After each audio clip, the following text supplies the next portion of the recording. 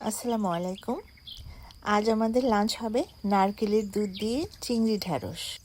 এখানে আমি কিছু ঢ্যাঁড়স না কেটে ভালোভাবে ধুয়ে নিয়েছি।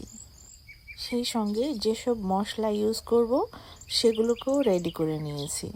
এখানে আছে হলুদ, মরিচ, জিরা, ধনিয়া এসব কিছু, আর সঙ্গে কিছু গরম মশলা। এখানে আছে দারুচিনি, তেজপাতা, এলাচ আর শুকনো মরিচ। আর এখানে লবণ, নারকেলের দুধ আর আদা, রসুন, পেঁয়াজের পেস্ট। চিংড়ি মাছটাকে প্রথমেই হালকাভাবে ভেজে সাইডে রেখে দিয়েছি। এবার চলে এলাম মূল রান্নায়।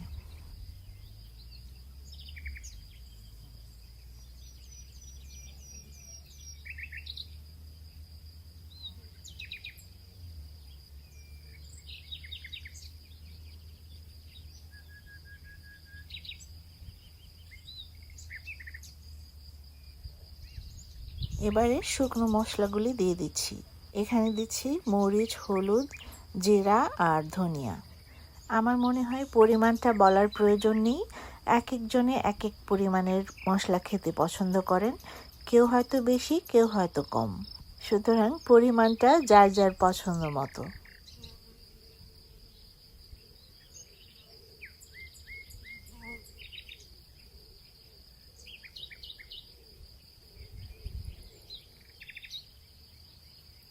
ঢ্যাঁড়সটাকে আমি এতটুকুও কাটিনি, কারণ কাটলে ঢ্যাঁড়স থেকে স্লাইম বেরিয়ে আসবে আর পুরো তরকারিটাই নষ্ট হয়ে যাবে। তাছাড়া আমরা যখন ঢ্যাঁড়স রান্না করি সেটা সবসময় কচি ঢ্যাঁড়সই রান্না করি। এটা খুব সহজেই সফট হয়ে যায় আর ভেতরেও মশলা ঢোকে। ঢ্যাঁড়স কাটবেন যখন আপনি এটা ভাজি খাবেন, তা না হলে ঢ্যাঁড়স কাটার কোনো প্রয়োজন নেই।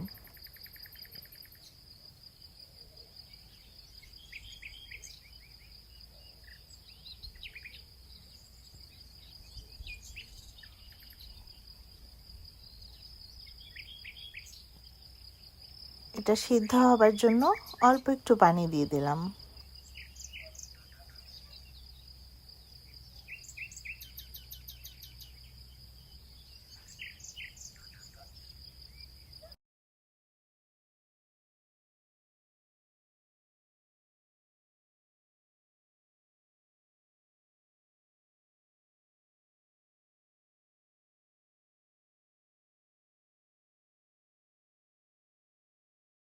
সিদ্ধ হয়ে গেছে।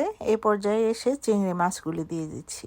চিংড়ি মাছ দিয়ে বেশিক্ষণ রান্না করা যায় না, কারণ বেশিক্ষণ রান্না করলে মাছটা কেমন যেন একটু রাবারি টেস্ট হয়ে যায়। আবার বেশি শেষের দিকে দিলেও ভাল লাগে না, তাহলে মাছের যে একটা ফ্লেভার আছে সেটা সবজির ভেতরে ঢোকে না। সেজন্য চিংড়ি মাছটা দেবার সময়টা একটু চিন্তা করে দেখতে হবে। খুব বেশি পরেও না, আবার খুব বেশি আগেও না। তরকারিটা প্রায় হয়ে এসেছে। এই পর্যায়ে এসে দিয়ে দিলাম নারকেলের দুধ। এই ক্যানের দুধটা খুবই ঘন আর থকথকে, তাই আমি সবটা দেইনি, কিছুটা রেখে দিয়েছি। বেশি ঘন ছিল, সেজন্য এর সঙ্গে একটুখানি পানি মিশিয়ে দিলাম।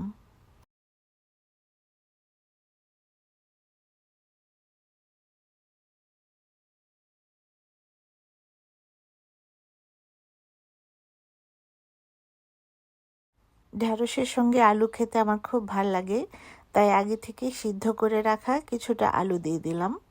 এটা যদিও অপশনাল, আপনাদের ভালো না লাগলে আলুটা দেবেন না।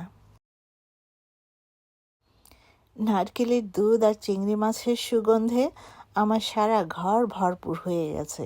আর হ্যাঁ, আরেকটা কথা বলে রাখি, আপনারা কখনোই এর উপরে ঘি ছড়াবেন না। ঘিয়ের সুগন্ধ আর টেস্টটা সম্পূর্ণ আলাদা। এখানে যদি ঘি দেন তাহলে নারকেলের দুধের যে একটা সুগন্ধ সেটা নষ্ট হয়ে যাবে। বুঝতেই পারবেন না তখন কি নারকেলের দুধ দিলেন নাকি ঘি দিলেন। হ্যাঁ, যাই হোক, একবার রান্না করে দেখুন, অনেক ভালো লাগবে। আমার তো অনেক ভালো লেগেছে।